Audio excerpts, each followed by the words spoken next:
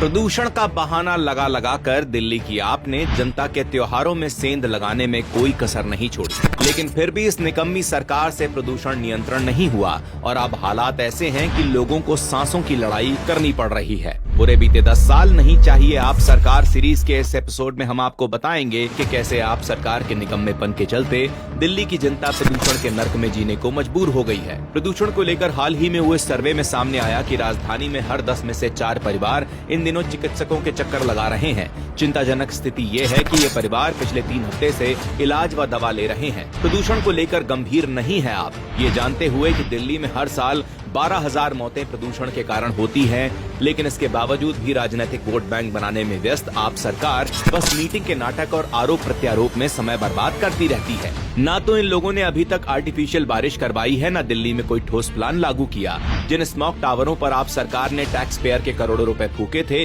वो भी मरम्मत के इंतजार में धूल फांक रहे हैं। दिल्ली के प्रदूषण को खत्म करने के लिए जो फंड केंद्र सरकार की ओर से अब तक जारी हुआ है, केजरीवाल की निकम्मी सरकार ने उस फंड का 30% भी अब तक खर्च नहीं किया है। प्रदूषण के लिए जिम्मेदार आपकी अनदेखी। केजरीवाल जी प्रदूषण के लिए बात बात पर पंजाब में जल रही पराली को कोसते थे, लेकिन आज उनकी खुद की सरकार है तो पराली पर अंधे बहरे बनकर बैठे हैं। रिपोर्ट्स के मुताबिक देश में पराली जलाने के जो 9,730 मामले सामने आए हैं, उनमें सबसे ज्यादा 4,132 मामले अकेले पंजाब राज्य से थे। वहीं दिल्ली में जगह जगह कूड़े में आग लगाई जा रही है, लेकिन आप सरकार जैसे कुंभकर्ण की नींद सो रही है। इससे साफ है कि इस सरकार ने लोगों को मरने के लिए उनके हाल पर छोड़ दिया है और 10 साल लेकर भी अगर ये प्रदूषण को लेकर कुछ नहीं कर पाई तो दिल्ली वालों को इन पापियों से अब कोई भी उम्मीद रखनी छोड़ देनी चाहिए।